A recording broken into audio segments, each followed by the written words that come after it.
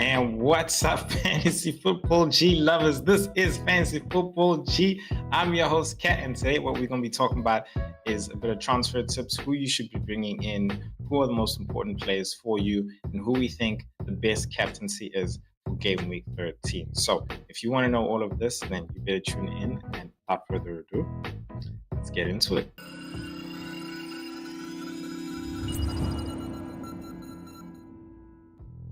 All right, guys. Welcome. And first things first, Fantasy Football Hub is having a Green Friday today and going on, quite frankly, till the end of November. And the deal is 30% off if you use the link below in the description, and you can get 30-day free trial. Usually it's a 7-day, but you can get a 30-day free trial and you'll get 30% off. So if you are getting red arrows and you're really looking to start getting green arrows, I think this is the best time considering the fixture congestion. Really great tools. I'll be taking you through some, and I've been taking you through a couple of them as well. Really awesome stuff. So if you really want to get that deal, then grab the link below and go and get it. So let's get into it. Now, what I wanted to do really with talking about the players is I put together a free hit team, okay? Because I want to talk about a lot of players and even some second-hand players that aren't necessarily in the free hits, to also sort of talk about the teams and the good options within the teams. But essentially, a free hit team to help you go like, oh, wow, these are the best picks to bring in. And this is the best team to sort of have, and you can sort of see which players you have and don't have, and which players you feel that you need to bring in or don't need to bring in. And I feel like this is the best way I could really talk through this, and at the same time, maybe help you with the conundrums that you're having. So let's start with the defense. I've got Sals and Fabianski in goals. Really Fabianski from a saving point of view, but I just feel like Sals has got the best defensive fixture, and I think they can definitely keep a clean sheet against Ipswich, who, no, honestly, have been troublesome. They've really performed well as in the past few games. I just feel like I feel like Nottingham Forest can definitely keep a clean sheet at home against them as well. Nottingham Forest themselves have had some tough fixtures, but I still believe in their defense. Another one, honestly, another pick that you could think of if you want to and have a bit more money is actually Andre Onana. He has Everton at home as well. And that really takes me to my next player there, which is Mazraoui in the defense. I feel the Manchester assets in defense this game week specifically are actually great picks. So if you're looking to bring in a defender, specifically just for this week, then I think the Man United assets are the best to bring in, because Everton isn't actually scoring, and Andre Onana and the Man United defense, I think, have the highest clean sheets. I see this game as a clean sheet. I feel like Everton are just not able to find the back of the net. So if you're looking for a punt in goalkeeper, you can take Onana. But if you're looking for a punt in the defense, it is between Dalot and Mazraoui for me. You can go for De Ligt if you want to be safe. But I just feel like Mazraoui has more attacking potential, considering he is also playing on the right-hand side of that 3-4-3. With Dalot playing on the left, I just feel like he's a bit handicapped, considering he's sort of wants to always turn in to his right-hand foot, to his right foot. So I just feel like Mazraoui is the better option there. And really for me, that's the punt in the defense for this week, is Man United assets. After that, I thought their fixtures just aren't good enough to keep them. So it's really more of a punt. Defense-wise, Gabriel's still a good option. I think this is one of Man United, Arsenal's tactical plays as to whether or not he's fit or not. I think he most likely did feel something, but I think it was just precautionary. He looked absolutely fine after the game. I watched it, of course, as an Arsenal fan, so I think he's safe to have if you haven't brought him in or you're looking to have Arsenal defenders. Another option in the Arsenal defense, if you're looking for a cheaper option, is Timber. He's looked good in the previous Premier League game, and he's also looked good in the actual Champions League game. He actually did give an assist as well, bombing forward on that right-hand side. So I think he's a way better option. I did like Calafiori before, but I think this time Timber is actually the best. Is actually the best option in my opinion. That's what I really think. Then we've got a Van Heck, who I think is playing against Southampton and is more secure for minutes. In all honesty, no real attacking potential. But here, what you're trying to do is tie down the defense, the defensive clean sheet. So I think that Brighton can definitely walk away with a clean sheet there. So if you're looking to bring in somebody with good long-term fixtures, definitely a Brighton defender. Now, some people do mention, hey, Kat, what about a Stupinian? I think he's not the old same as Stupinian, and for that price at 5 million, I just don't think it's worth it. If he's not that same guy, the value is just not there, considering, you know, there are other defenders like Aiden Nori, who's there on the bench. He's playing Bournemouth. You could bring him in, and I feel like they've got great fixtures, and he's 4.8 currently right now. So, yeah, I just feel like you could rather bring in a Van Heck who's cheaper and another cheaper person than somebody who really was like, who really is, or, you know, what Stupinian was doing back in the days. I feel like Aiden is the best attacking option in defense, who's also cheap as well. So, yeah, you can go for him. Another punt is Collins and the Brentford defense. They got a clean sheet in their previous game against Everton. I got that reward. And it's really, like I said, I just felt like Everton wasn't going to score. I think he's another punt. For me, in the defense, there hasn't been really that many options when it comes to transfers in. And that's why, for me, I just felt like I need to spend a bit of time on this section, so that if you are looking to bring a defender, if you don't already have these guys, then, you know, I've mentioned some guys who are also second options that you can bring in from them. But I just feel like, yeah, if you're going to take a punch, you can go for a Collins. Leicester's playing away and they don't have a coach. They don't have a manager. So defensively, they might not necessarily know exactly what they're going to do. I think Brighton at home, Brentford at home are going to be keeping them so occupied defensively. I don't think they'll have the time to necessarily put together a really good, clear, concise attack against Brentford. And I think with the defenders they have, they can definitely keep a clean sheet against Leicester. That's just what I feel. I feel like Leicester's way more stronger at home, they're not necessarily that potent. So yeah, that is the defense. Let us move over to the midfield. And in the midfield, let us put it down there. In the midfield, I've got my 5. I've got a Salah with the captaincy on. We'll talk about captaincy later. Then we've got Cole Palmer, we've got Saka, and we've got Mbeumo. And then I've also brought in a Bruno Fernandes as another option there. Not option, as another pick. So that is my 5. And I feel like those 5 for this game week are the 5. They're the big 5, quite frankly. So if you're looking to bring in somebody for the long term, I definitely would say a Saka is somebody from the long term. If you don't have Palmer already, bring in Palmer. If you're still stuck with Haaland, usually those people who do have Haaland don't have a Palmer. They have a Haaland and a Salah. People who just have a Haaland and a Salah don't have a Saka. So I think you can definitely bring in those two, open up space to bring in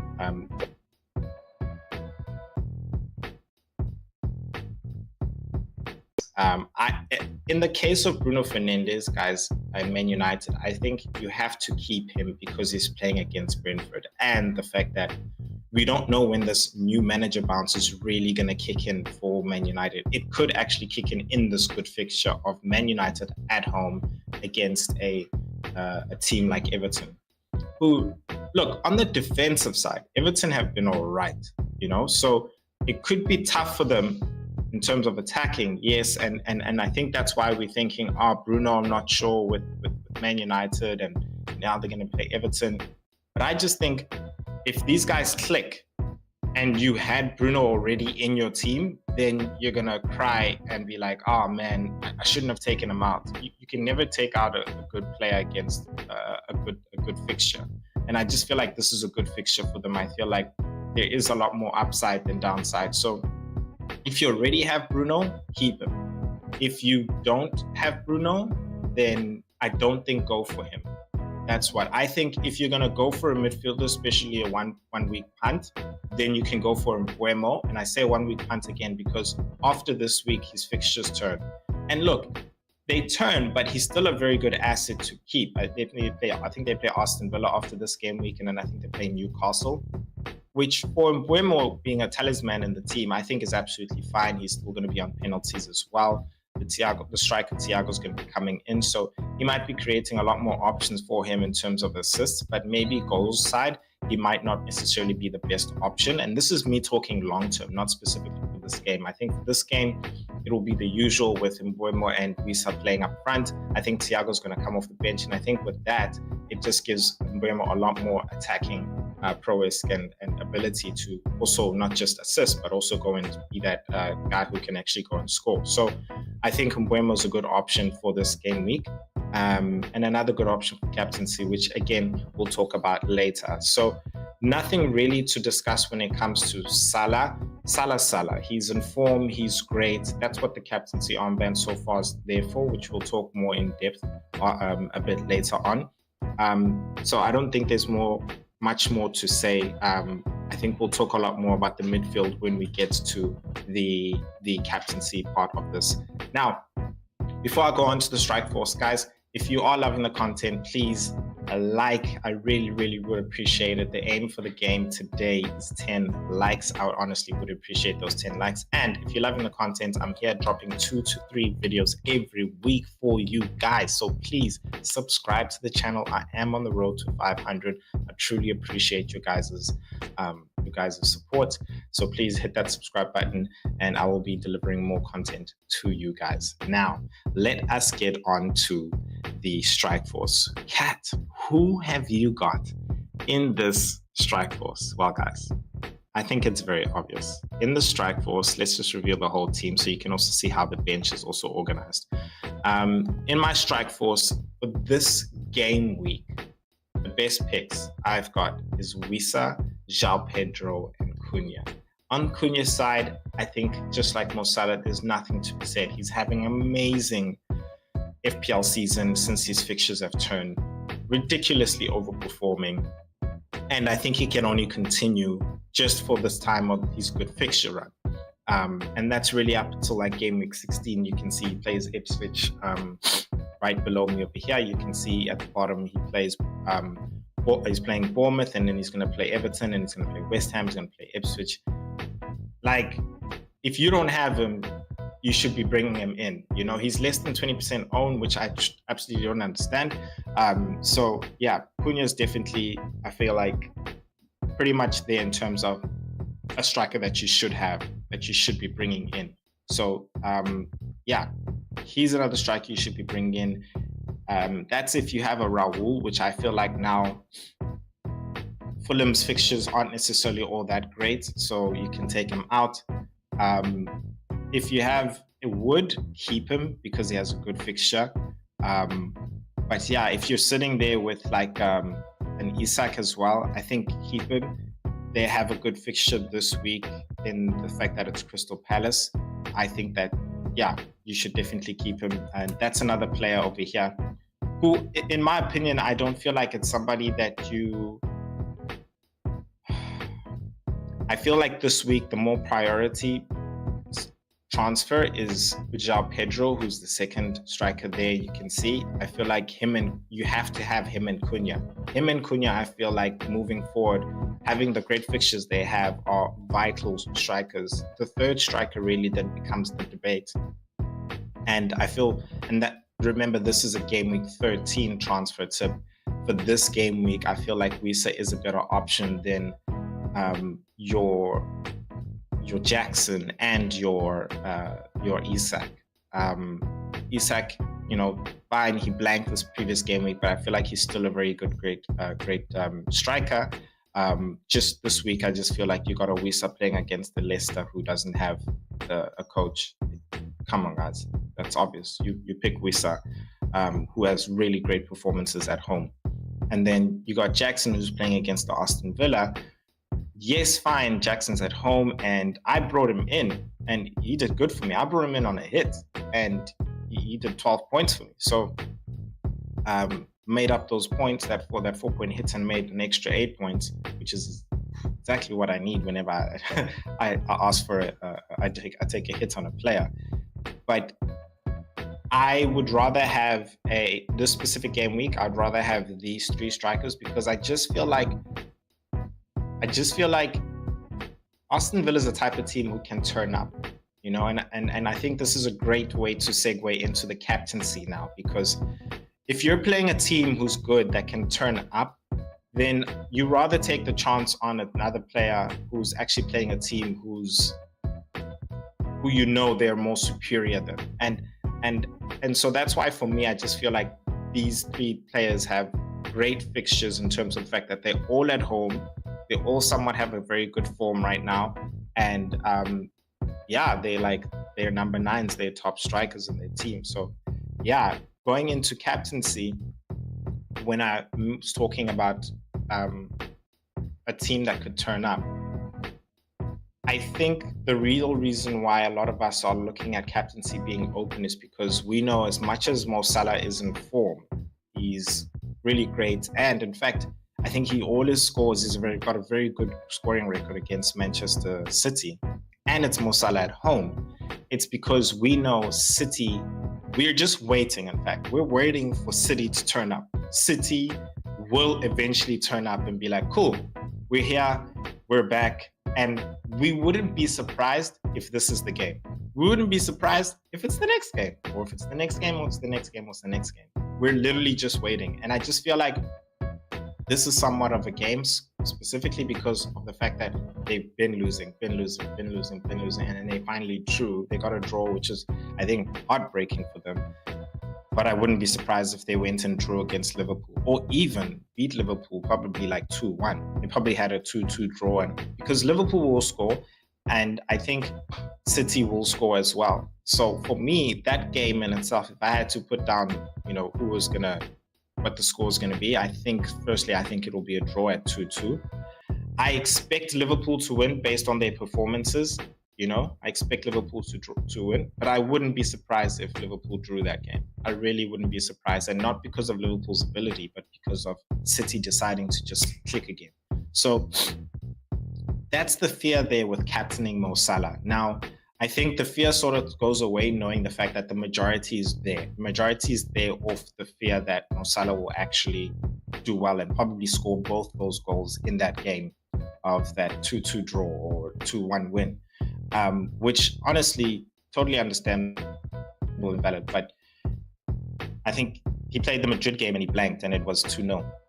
You know, so you kind of got like that's another thing that could absolutely happen, that they could just close down Mo Salah, be that fearful and be like, hey, look, we're gonna make sure we close down Mo Salah and don't allow him to create any more damage or really make those runs that he does, those piercing runs. So I feel like he's definitely going to be a target in that game, and they're going to make sure they hold him back. Now that opens up the captaincy. Now, so you go, okay, cool, captain. Who do you think? So I think for me, right? I think João Pedro is actually the captaincy. What? Cat? What are you talking about? He's got minutes risk, Cat. Why the hell would you say João Pedro? Hold up. Wait a minute. Listen to me. All right? Let's start off with Cole Palmer. As I mentioned, Cole Palmer, fine. He's playing at home, somewhat like Mo Salah. He performs really well at home. Cole Palmer has those weird games where he can tick and score 4 goals in one game. And this could be that game very well. But at the same time, it's Aston Villa. This ain't no West Ham. This ain't no Everton. This ain't no Southampton. This ain't no Leicester. It's not even Bournemouth.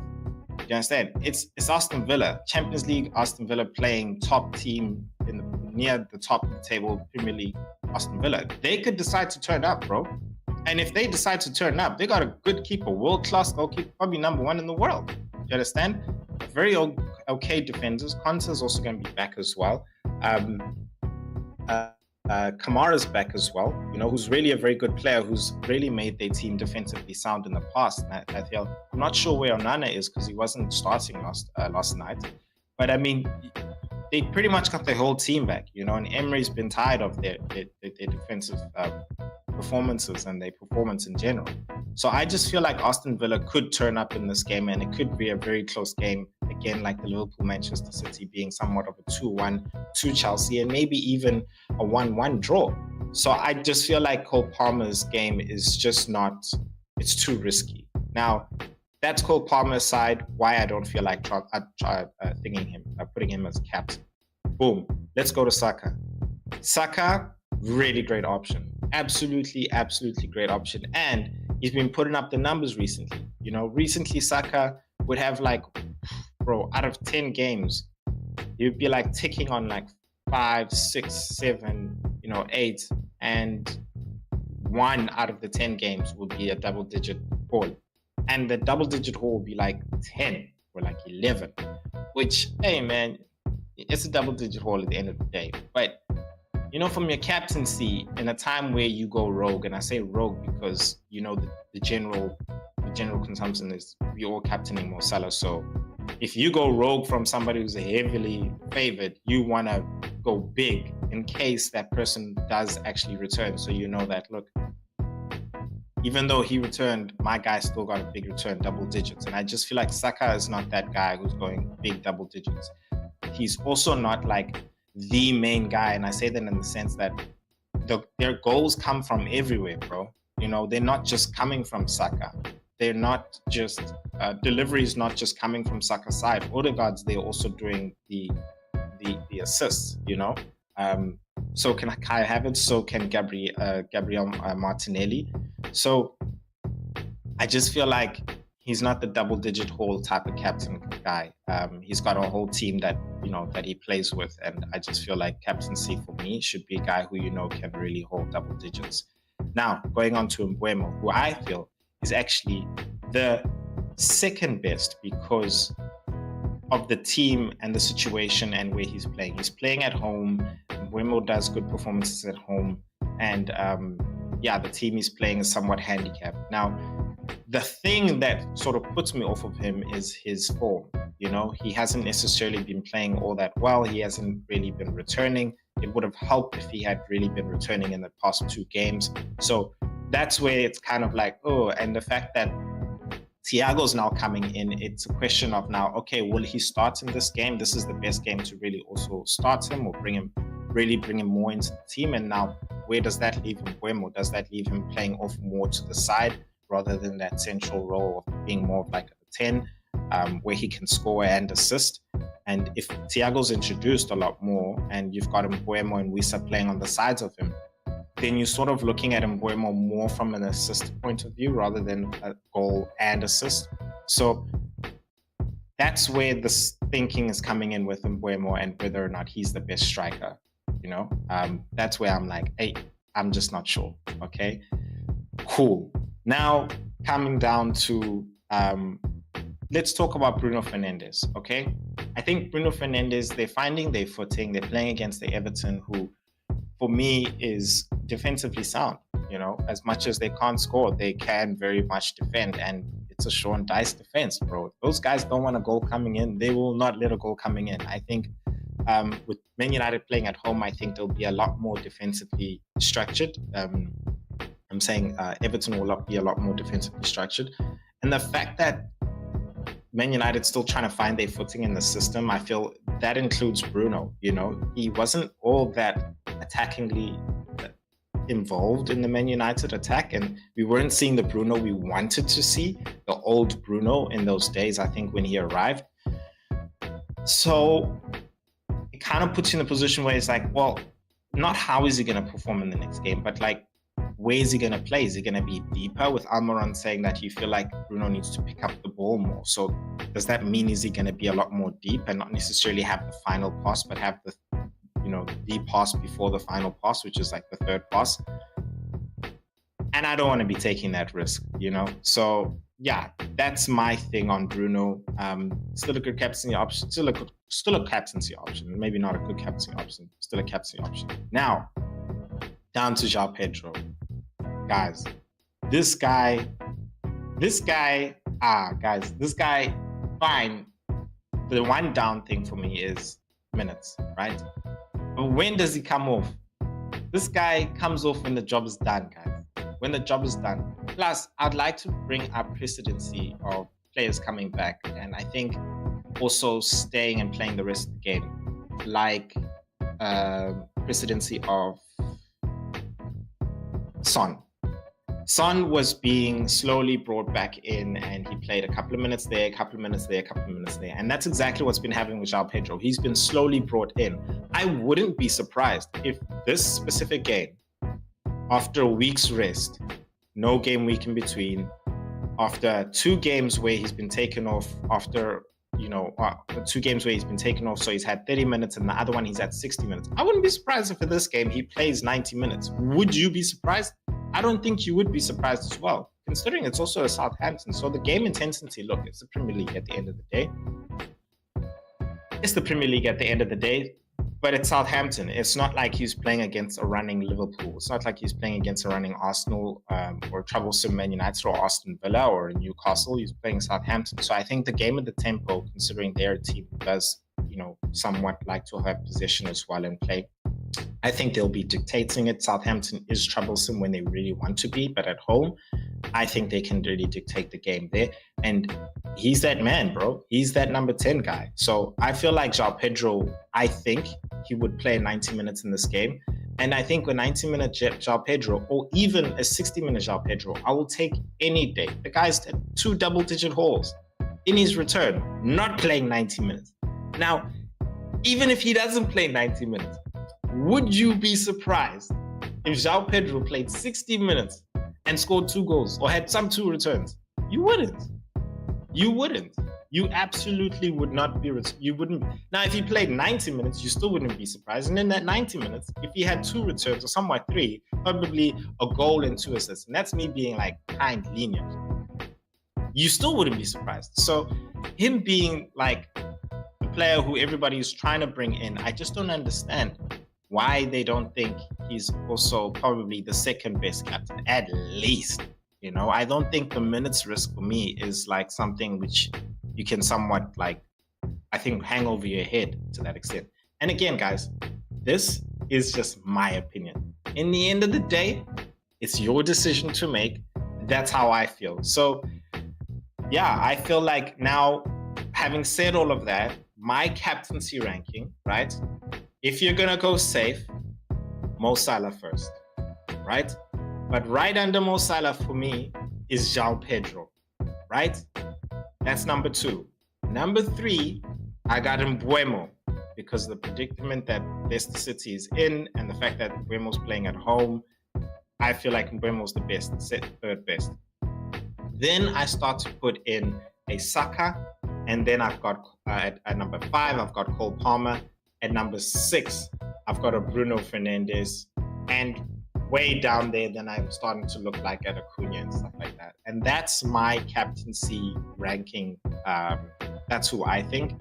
Who I'm going to captain right now, I feel like going rogue and going on João Pedro. That's my thought. That's my thought. But yeah, I think you guys let me know what you think. I'm really, really, really intrigued. Who is your best captaincy? Who do you think you should captain in terms of going safe? And who do you think you should captain if you want to go rogue?